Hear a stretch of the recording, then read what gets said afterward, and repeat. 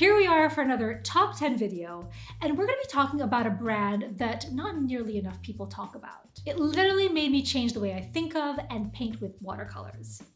M Graham. So who is M Graham and what makes them different from other brands? M Graham was founded by a husband and wife team of artists based in Oregon, and their paints are made in small batches using very traditional paint making recipes.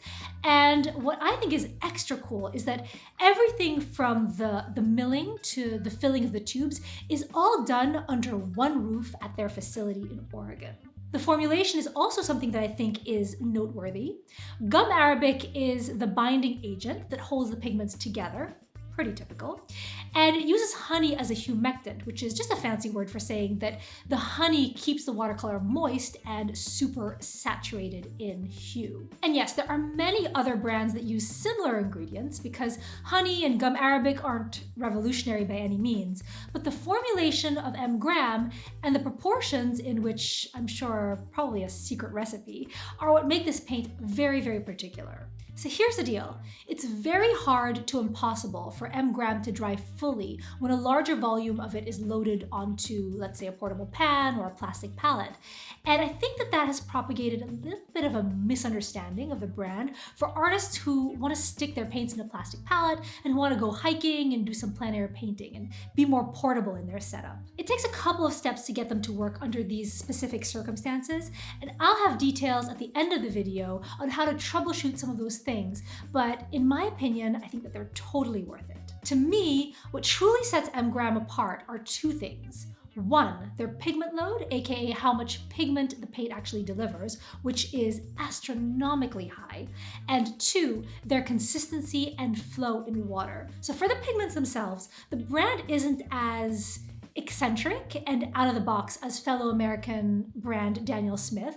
So I would say that's not really the selling point here. What you're gonna get from M Graham is not the gajillion convenience colors and the exotic colors, but I think it's the intensity and the color payoff that is off the charts. So speaking of color, without further ado, let's jump into my top 10, starting with number 10. Gamboge. This color can be seen from other brands and is considered somewhat of a palette staple, but IMHO, where's the H? Humble. In my humble opinion, M Graham's version of this color is so pigmented and rich, it just blows away the competition. Gamboge is a warm yellow that has a warmer, oranger color than Indian yellow, and is perfect for adding depth and richness to a painting. It can be used to mix a wide range of earth tones and is especially useful for painting landscapes and natural scenes. So for example, consider adding a bit of it to highlights in a painting of a seascape on a bright sunny day, and you'll immediately see a whole lot of depth and warm, sunny, juicy honey radiance coming forward in your painting. It's also very transparent and very staining, which means that it's an excellent color to use not only in mixing, but also as a paint to do glazing with. So let's say if you do flowers or realistic fruit, for example, this one will be super useful for adding glazed layers of warmth on the petals of a yellow pansy, or even the orange notes in a Bartlett pear. And its uses don't stop there, because other combinations that come to mind are combining it with burnt sienna or any blue to create an extremely complex green for trees, for foliage, or even moss on top of rocks. It is such a useful color, and I highly recommend it to you for just about any palette. Next on the list is Terra Rosa. This is another one that can't be judged based on pigment content alone, and that's the case for most of M Graham colors, because they may not seem terribly exotic, but that's where you would be missing the point. So if you were to say, oh yeah, it's PR 101, I already have that. It would be like saying your cup of coffee on your side of the screen is exactly the same as mine. But what country my coffee came from, the soil it was grown in, the brand, the way it was roasted, by whom, whether it's a dark roast, a Italian roast, a French roast, did it come from Colombia, did it come from Sumatra, did it come from Puerto Rico?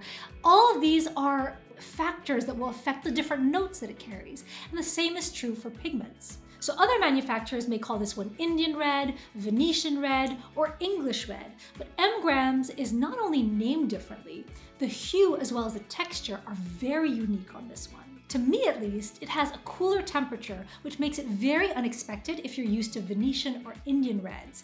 And it also has a salty appearance, not to be confused with granulation, as it dries down, which makes for some really interesting textures.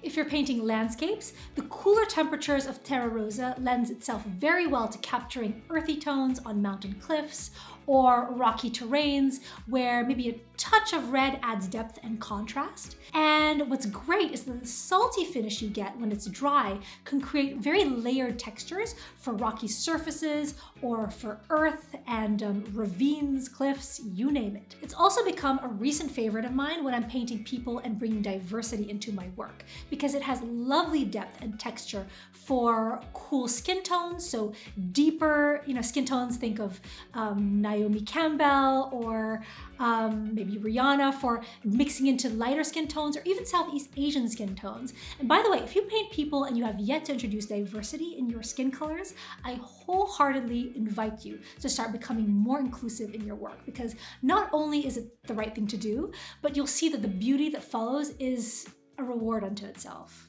Next color is Cerulean Blue. Now, if you watched my video on the top 10 Winsor & Newton colors, you'll remember that their Cerulean Blue was my favorite. However, a dark horse has entered the race, my friends, because M Graham's warmer version of this color is a newfound favorite of mine. And just like Winsor & Newton's, it's much less granulating, which gives it a broader range of uses. And yes, granulation can be a touchy subject for many because it's so personal and so subjective.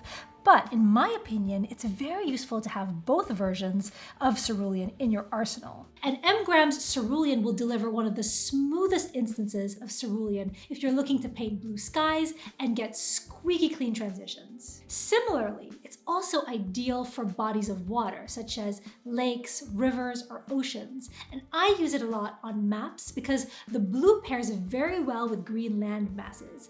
And it's kind of what I consider to be my default map making blue. Mixing wise, add it to a permanent rose to get some really lovely purplish blue hues that are amazing for garden roses. You can also mix it with ultramarine to get deeper blues or even create washes that gradually transition from one color to the next. But what's the most impressive about M Graham's cerulean is how strong it is, meaning that it won't get gobbled up by other colors if you're mixing it to create new colors. Speaking of blues, the next color is another blue that has quickly earned permanent status on my palette, Anthraquinone Blue. Anthraquinone Blue is a red-leaning primary blue that has a smoky, deep intensity to it. It's kind of like an ultramarine in terms of the space it occupies on the color wheel, but it is way deeper and way more intense than ultramarine and delivers more saturation in mixes. So you know how Phthalo Blue is an incredible mixing color because it doesn't weaken in saturation as you mix it with other colors in your palette? Well, that's a property known as tinting strength, and Anthraquinone Blue has a very high tinting strength, but in the ultramarine section of the palette. So unlike ultramarine, if you mix it with, say, a Hansa yellow or a nickel azo yellow, it'll be able to meet those strong colors with equal strength. So ultramarine tends to have more trouble holding up to those powerhouse colors, but anthraquinone will. But not just any old anthraquinone, because some brands can be a little bit duller, but not M Graham. This one is saturated and full of life. It also has a remarkable value range, meaning that you can get from really light and pale to a near black that reminds me of, say, a Prussian blue or even an indigo. I recently did a painting where I used it for an expressionist style painting of a scene in Venice, and the mood and near black intensity it delivered was the perfect example of what this color can bring to the table. So the uses of this color go without saying, and come to think of it, this one coupled together with the first two colors of this video, the Gamboge as well as the Cerulean, would give you some phenomenal colors for an iris. Just saying. Let's move on to our next color, which is moving us in the opposite end of the spectrum, which is in the reds family. And this color is none other than Naftal Red. M Graham's Naftal Red is one of the most exceptional, most amazing reds that I have ever seen. It's a bright, transparent,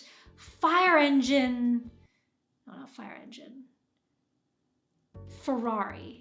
It's a Ferrari red, and unlike many other reds, there is little to no fading that takes place as it dries, which is always a pet peeve of mine. If you hear Naftal and you immediately start thinking light fast problems, this one is made with PR112, which is the more light fast cousin in the Naftal family. If you don't care about pigment numbers and codes, hey, I don't blame you. I don't remember them either.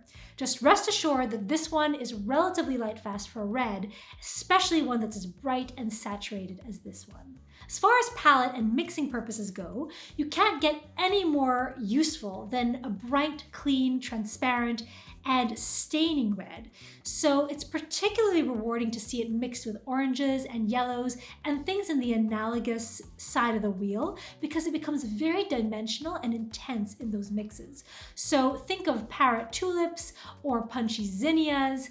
And I think that it would be a perfect color to use straight out of the tube for the red of a tropical bird like a macaw, or mixed into neutrals to create the warm undertone of a red fox. And if literal artwork isn't your cup of tea, you could do something very beautiful in the abstract expressionist style. So think of color spaces like Mark Rothko or Gerhard Richter, and you could easily visualize a red like this Naftal making its way into atmospheric and expressive palettes. Next color is Pyrol Scarlet. This color is... This one is a vivid, ultra-saturated, fiery orange that is so strong, so bold, so crazy intense. It's like getting punched in the face by Mike Tyson, Manny Pacquiao. Pick your poison. In terms of color and tone, to me it's less of a typical tomato red color that you see from other brands like Daniel Smith, and more like a, how do I describe it? An orangey vermilion used in some of the famous 19th century landscapes. So think of Frederick Church and William Turner and some of their incredible nautical sunsets. So how do we use this extremely potent color? Here are some examples that come to mind. Straight out of the tube, it's an amazing color for still life and botanical illustrations.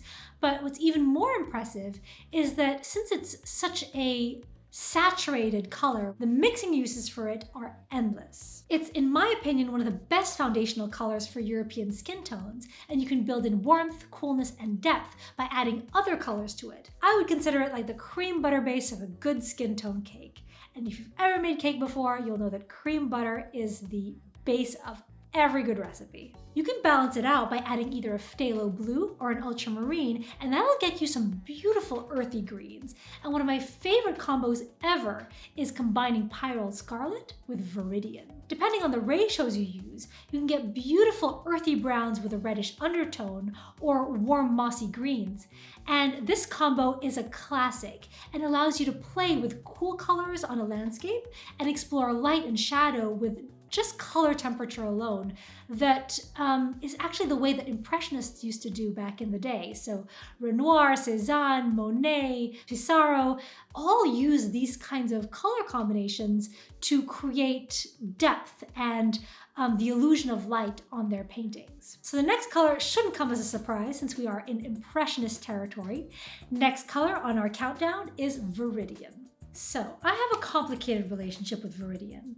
I love the color, especially in other mediums like oil or pastels. However, I often feel like it can be a little bit wimpy, especially in watercolor formulations. As a result, I've always favored phthalo green as an alternative because it has a much higher tinting strength and tends to be more reliable.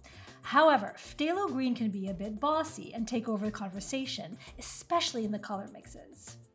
And while it might be in a similar color territory as Viridian, to me at least, it lacks some of the earthiness and the mineral qualities of a traditional Viridian. So I always end up having to dull and neutralize my phthalos before starting my work so that my paintings don't end up looking like something out of Cartoon Network or Nickelodeon, Pixar, Disney. You know what I mean. I think that landscapes is pretty self-explanatory given the natural, earthy aspect of the color. So here's something that will be a little bit more surprising. It makes a phenomenal color to mix into your skin tones to add depth. So if you mix skin tones and wonder why they look too peach or brown or too flat, what you might be missing is a deeper green like this Viridian. And if the thought of adding green to a skin tone or in the shadows of a portrait sounds vaguely alarming and possibly insane to you, 3 words: just try it.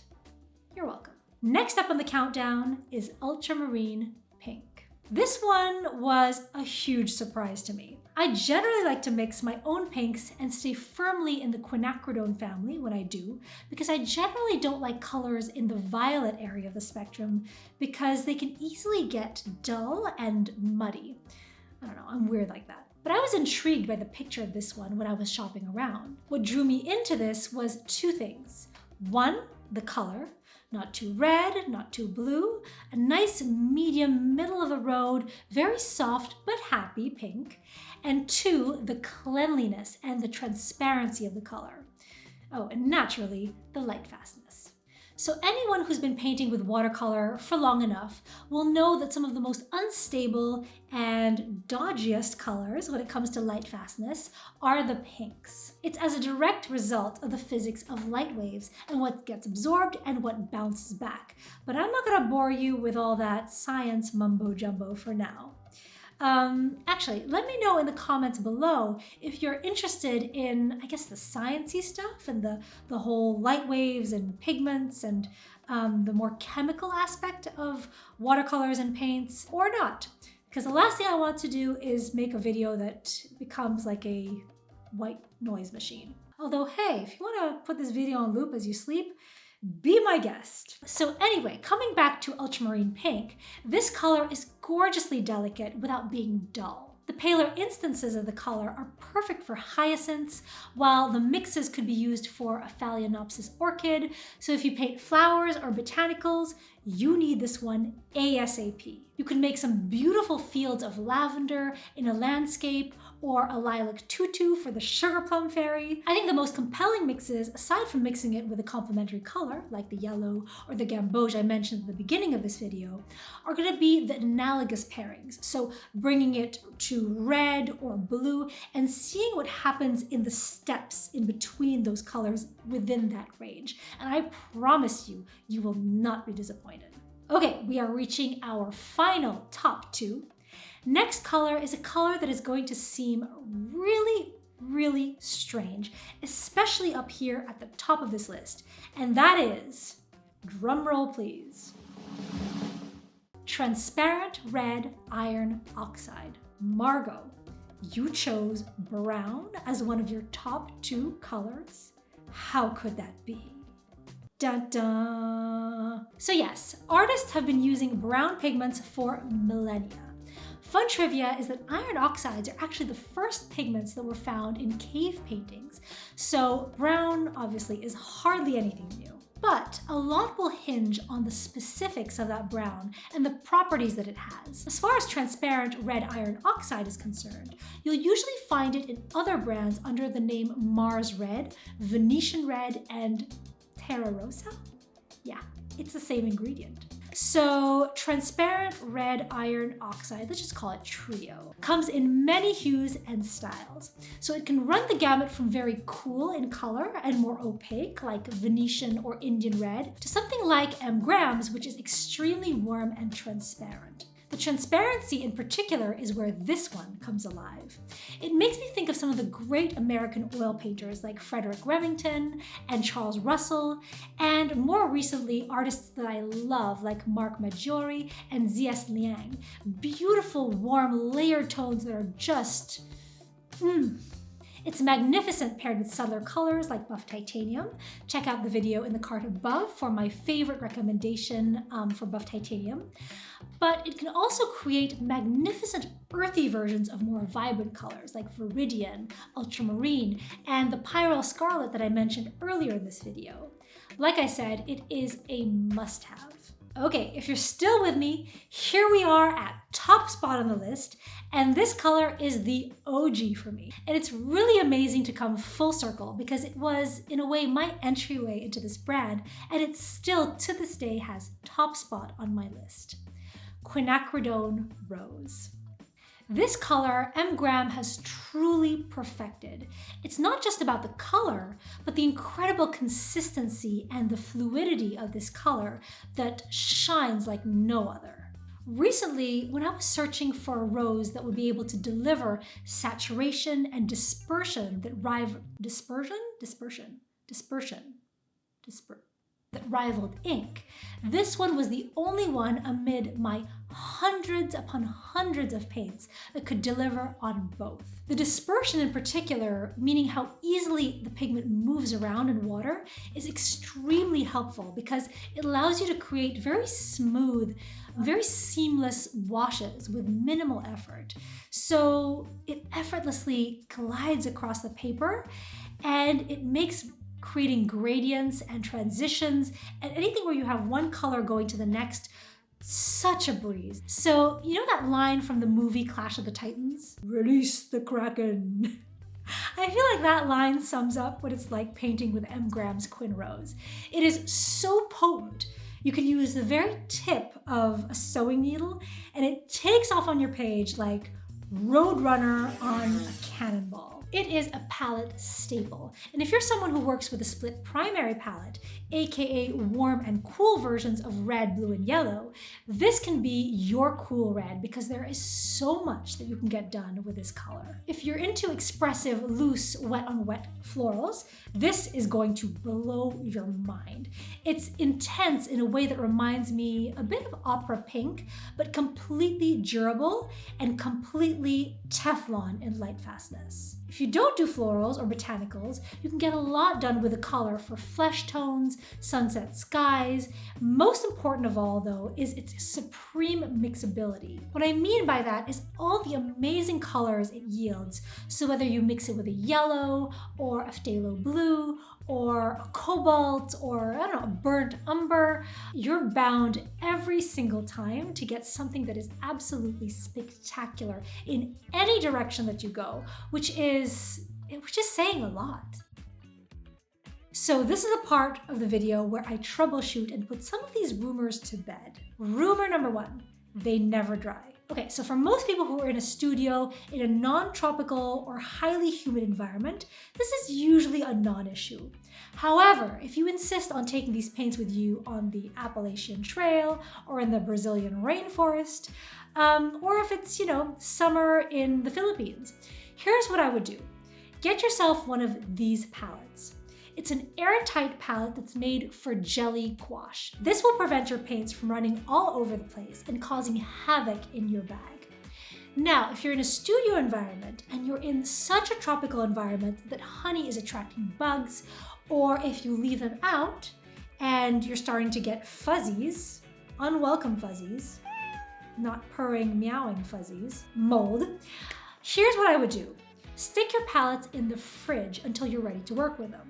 So this will do two things. It'll keep your paints fresh and prevent mold or pesky sugar-loving gnats from getting to them. And it'll keep your watercolors fresher and help to dry them up faster in between sessions. And that's pretty much it. So let me know in the comments what you think of this brand, if you've tried it, and if you have, what you thought about it. Also, if you've encountered any of the problems that I just mentioned, what did you do? How did you troubleshoot and how did you get them to work within your environment? Let me know. And if you're ever looking to learn more about some of my other top 10s, I have a whole playlist of them, and I actually am going to link another video, another top 10 that I did of the brand Winsor & Newton right here. So check out this link, and as always, thank you so much for watching, and I will see you in the next video.